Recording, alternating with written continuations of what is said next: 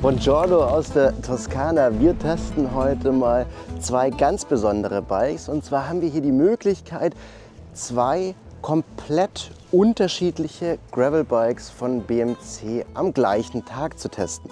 Wir haben zum einen ein super schnelles, super leichtes BMC Kaios in der Top-Version und auf der anderen Seite steht die Top-Version vom BMC Urs.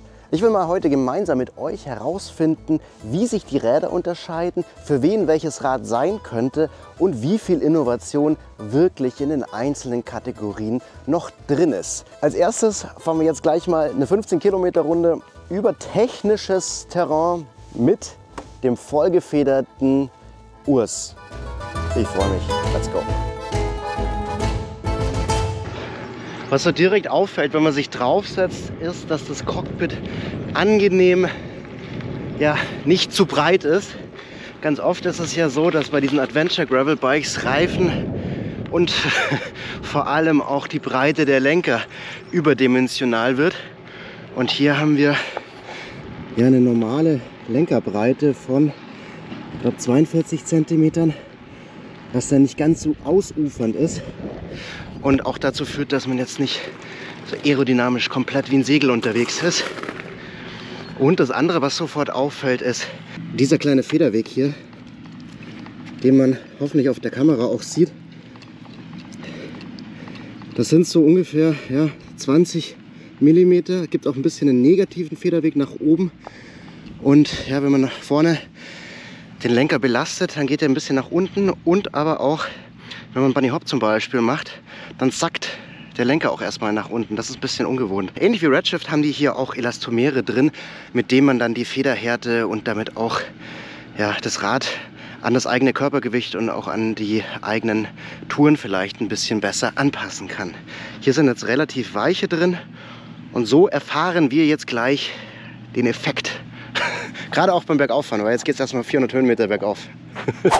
So, während wir jetzt hier gemütlich 8 Kilometer bergauf fahren, vielleicht nochmal der Ersteindruck zur SRAM Red. Ich fahre die jetzt gerade zum ersten Mal, zumindest die neue. Und die ist natürlich ziemlich fancy. Das ist die absolute High-End-Schaltung im Rennrad und auch im Gravel-Bereich von SRAM. Kostet, wenn man die einzeln kauft, mit Bremsscheiben und Bremshebeln 5.000 €. Und kommt natürlich dann auch nur bei den Rädern dran, die eh schon einen irren hohen Gesamtpreis haben. Was auffällt von der Schaltperformance ist, dass sie tatsächlich sehr schnell ist und man dadurch auch sehr schnelle Gangwechsel auch über 3, 4, 5 Gänge super schön und auch schnell machen kann, ohne dass die Kette knallt. Was ich gestern beispielsweise getestet habe, war die High-End-Version von Campagnolo, deren neue Wireless-Schaltung, Super Record S zum Beispiel.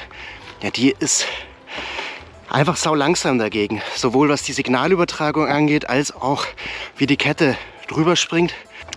An dem Rad ist jetzt auch noch eine Besonderheit, was auch für SRAM wiederum spricht, dass man die Mountainbike-Kassetten an die Gravelbikes dann dran bauen kann.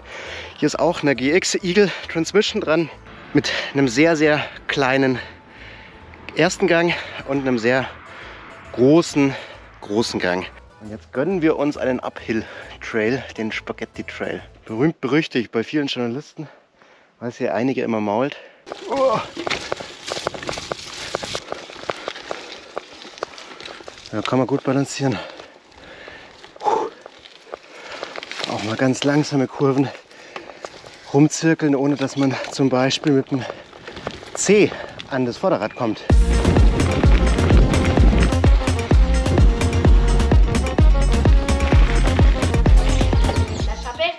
Perfetto, grazie. Prego.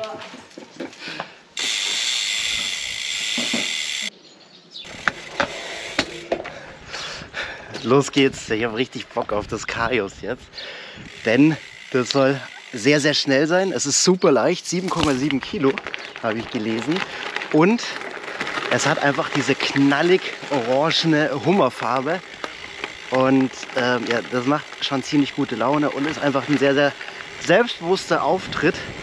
Und ziemlich selbstbewusst wage ich mich jetzt auch mal in diese sportliche Position und gucke, wie schnell ich jetzt die nächsten 350 Höhenmeter erklimmen kann. Aber der Sound allein schon wieder.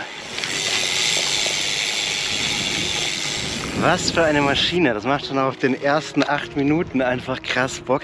Das ist eigentlich ein Rennrad mit breiten Reifen. Bin mal gespannt, wie das dann beim Gravel funktioniert. Aber jetzt auf dem Teer fühle ich mich einfach schon mal deutlich überlegen gegenüber dem ersten Rad. Maximale Reifenbreite ist jetzt bei dem Rad bei 42 mm und beim Urs 47 mm. Also auch nicht ultra breit.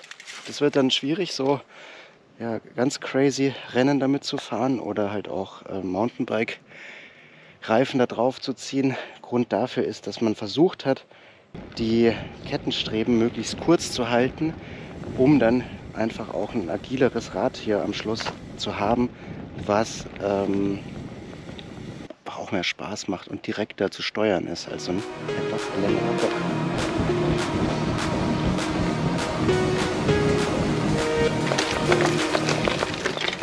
Hier auf dem Weg ist schon Julius Caesar entlang gegravelt, aber wahrscheinlich in der Federung.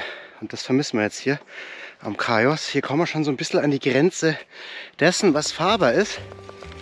Weil so ganz steile, tiefe Furchen mag das Kaios jetzt nicht so gern. Da ist der Lenkwinkel dann doch ein bisschen zu steil, die Reifen vielleicht zu dünn und einfach auch das Rad ja zu steif. Da wieder was rausgefunden. Jetzt geht es hier nochmal richtig, jetzt kommt hier nochmal eigentlich der Hauptabstieg, wo wir 400 Meter am Stück wieder bergab fahren, auf 2 Kilometer runter. Und ja, wenn es uns da jetzt nicht waffelt, dann sehen wir uns gleich zum Fazit. So, wie war es jetzt mit den beiden Bikes hier rumzudüsen? Man hat ja nicht oft die Gelegenheit, mit solchen hochpreisigen und hochklassigen Rädern auf der gleichen Strecke am gleichen Tag zu fahren. Also hier spielen viele Drittvariablen, die bei normalen Vergleichen, die ich zumindest bis jetzt machen konnte, einfach keine Rolle. Tagesform und Untergrund und vor allem halt auch die Gegend ist die gleiche. Und ich habe einen klaren Favoriten, aber wir wollen noch mal ganz kurz anschauen, was wir eigentlich für deutliche Unterschiede zwischen den beiden Rädern sehen.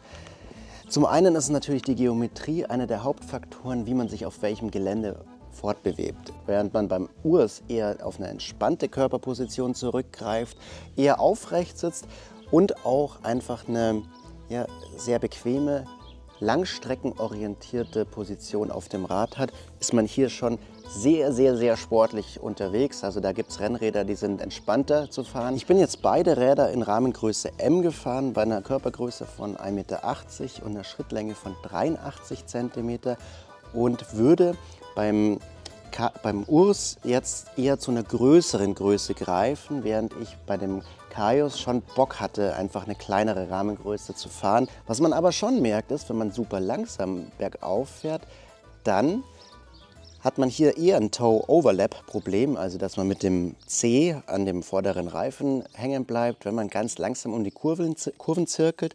Und das ist hier vorne bei dem längeren Rad mit dem flacheren Lenkwinkel überhaupt kein Problem. Das könnte zum Beispiel auch im Alltag eine hilfreiche Info sein, die dann vielleicht auch so beim Pendeln oder ja auch bei längeren Bikepacking-Touren wichtig wären. Beide Räder habe ich jetzt hier in der Premium-Version zum Testen. Und das bedeutet auch, wir haben es mit sehr hochklassigen, aber auch hochpreisigen Rädern zu tun für jeweils 12.000 €.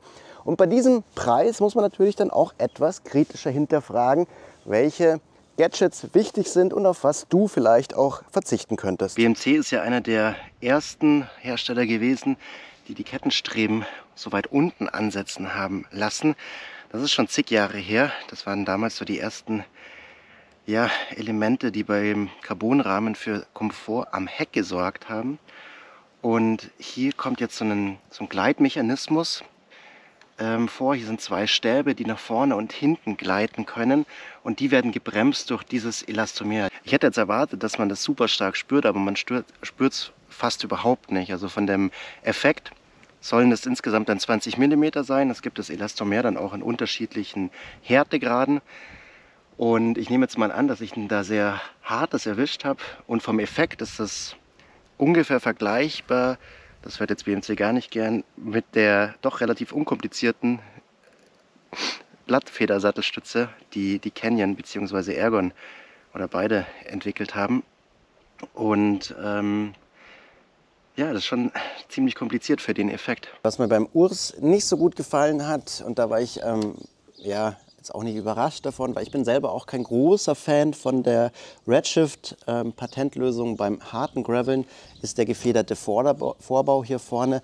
Das ist, wenn man wirklich im Gelände damit fährt, teilweise einfach fast schon gefährlich damit ja, kleine Bunny Hops oder sowas machen zu wollen, weil das Rad dadurch sehr, sehr schwammig wird und auch der direkte Kontakt mit dem Boden einfach auch nicht so, ja, nicht so konstant ist und nicht so spürbar ist, wie jetzt beispielsweise mit einer Federgabel. Also da geht nichts eigentlich auch an einer kleinen Federgabel wie jetzt der Rudy mit 40 mm oder so vorbei. Man kann außerdem das Rad mit einem Dynamo-Kabel hier an der Gabelinnenseite verlegen, sodass auch das schön aufgeräumt dann hier durch die Gabel über das Steuerrohr hier zur vorderen Lampe geführt werden kann. Interessantes Gesamtgewicht, also hier 8,9 Kilo bei dem Urs, 7,7 Kilo beim Kaios. Das ist schon ja, verdammt wenig für Gravelbikes und das merkt man dann vor allem beim Bergauffahren. Mein persönlicher Favorit, und vielleicht habt ihr das schon ein bisschen rausgehört, ist, wenn ich mich hier in diesem Gebiet entscheiden müsste zwischen diesen beiden Rädern, dann wäre das Kaios. Und zwar nicht nur wegen der Farbe, die mir zumindest mega gute Laune macht, sondern einfach, weil ich dieses direkte Handling mag. Ich mag die aggressive Körperposition und ich mag es, wenn das Rad unter einem arbeitet und man es kontrollieren muss und es trotzdem kontrollierbar bleibt. Und das macht das Rad hier sehr, sehr gut. Das ist ein Rad, mit dem man sehr viel abdecken kann und was man bestimmt auch mit dem zweiten Laufradsatz als Rennrad-Äquivalent umrüsten kann. Aber das ist nur meine Meinung. Was sagst du? Welches Rad würdest du nehmen? Interessierst du dich überhaupt für Adventure Gravel oder bist du kompletter, schneller Gravelbiker, der vom Rennrad kommt? Schreib mir das mal in die Kommentare, das würde mich mal interessieren, um das ein bisschen einordnen zu können. Ich fand es einen sehr, sehr spannenden Vormittag und gehe jetzt Mittagessen. Es war ein bisschen chaotisch, das Ganze jetzt zu filmen, ohne Filmer, aber ich hoffe, ihr konntet meinem Gelaber irgendwas entnehmen und wenn nicht, dann habt ihr vielleicht einfach die Landschaft genossen. Vielen Dank fürs Zuschauen und bis bald. Ciao.